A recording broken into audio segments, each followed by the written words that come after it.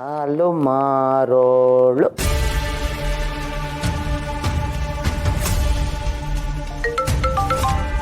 ಹೇಳು ಕಾಂತಮ್ಮ. ಬೇಡವರೇ, ಇವತ್ತು ನಿಮಗೆ ಖುಷಿ ಕೊಡುವ ಇನ್ನೊಂದು ಸುದ್ದಿ ಇದೆ. ಸರ್ಕಾರಿ ಸವಾಲ್ 10,000 ರೂಪಾಯಿ. ನಾನು 10 ಕೇಳಿದ್ರೆ ನೀವು 20 ಕೊಡ್ತೀರಾ ಅಂತ ನನಗೆ ಗೊತ್ತು. ನೋಡು, ಮೊದಲು ವಿಷಯ ಹೇಳು, ದುಡ್ಡಿನ ವಿಷಯ ಎಲ್ಲ ಆಮೇಲೆ. ಅದು ಶ್ರಾವಣಿಗೆ ಜ್ವರ ಬಂದಿದೆ, ಕಾರ್ತಿಕೇಯ ಅವಳನ್ನು ಚೆನ್ನಾಗಿ ನೋಡ್ಕೋತಾ ಇದ್ದಾನೆ, ಇದೇ ಮ್ಯಾಟ್ರು.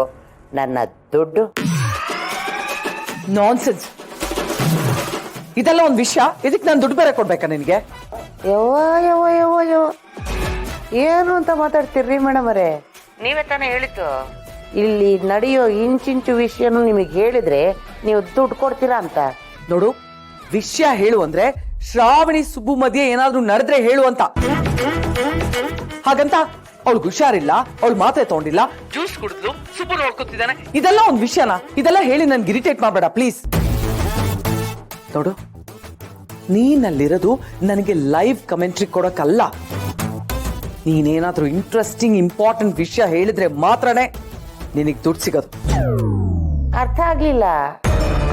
ನೋಡು, ಆ ಶ್ರಾವಣಿ ಸುಬ್ಬು ಮಧ್ಯೆ ಏನಾದ್ರೂ ಪ್ರಾಬ್ಲಮ್ ಆಗ್ಬೇಕು, ಅವ್ರ ಸಂಬಂಧ ಹತ್ಕೊಂಡು ಉರಿಬೇಕು. ಹಾಗೇನೂ ಆಗ್ಲಿಲ್ವಾ, ನೀನೇ ಆ ಮನೇಲಿ ಏನಾದ್ರೂ ಹೊಸ ರಾಧ ಅಂತ ಕ್ರಿಯೇಟ್ ಮಾಡ್ಬೇಕು. ನೀನ್ ಹಾಗೆ ಕ್ರಿಯೇಟ್ ಮಾಡಿ ಅವ್ರ ಸಂಬಂಧ ಹತ್ಕೊಂಡು ಉರಿದ್ರೆ ನಿನ್ ಕೈ ಬಿಸಿ ಆಗುತ್ತೆ. ಆ ತರ ಒಳ್ಳೆ ಒಳ್ಳೆ ವಿಷಯ ಹೇಳಿದ್ರೆ ನಿನ್ನ ಅಕೌಂಟ್ಗೆ ತಕ್ಷಣ ಬಂದು ದುಡ್ಡು ಸೇರುತ್ತೆ. You understand? ಅರ್ಥವಾಯ್ತು ಬಿಡಿ. ಇನ್ನು ಮುಂದೆ ಆಟ ಬೇರೆ ತರನೇ ಇರುತ್ತೆ.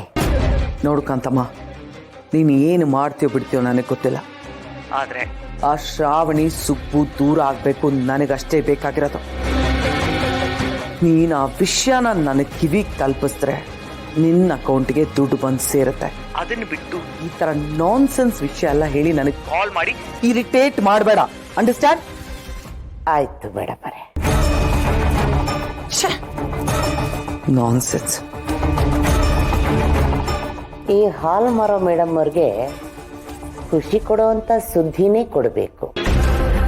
ಸುದ್ದಿ ಇಲ್ಲ ಅಂದ್ರೆ ಸುದ್ದಿನ ನಾನು ಸೃಷ್ಟಿ ಮಾಡಬೇಕು. ಮಾಡ್ತೀನಿ, ಮಾಡಿ ನಿಮಗೆ ಖುಷಿ ಕೊಡುವಂತ ವಿಷಯವನ್ನೇ ಹೇಳ್ತೀನಿ. ನನಗೇನು ಬೇಡ, ಕಾಂಚನ ಬೇಕು. ಕಾಂಚನ ಜನ ಜನ. ಕುರುಡು ಕಂಚಣ ಕುಣಿಯುತ್ತಲಿತ್ತು, ಕಾಲಿಗೆ ಬಿದ್ದವರು ತುಳಿಯುತ್ತಲಿತ್ತು. ಕುರುಡು ಕಂಚಣ ಕುರುಡು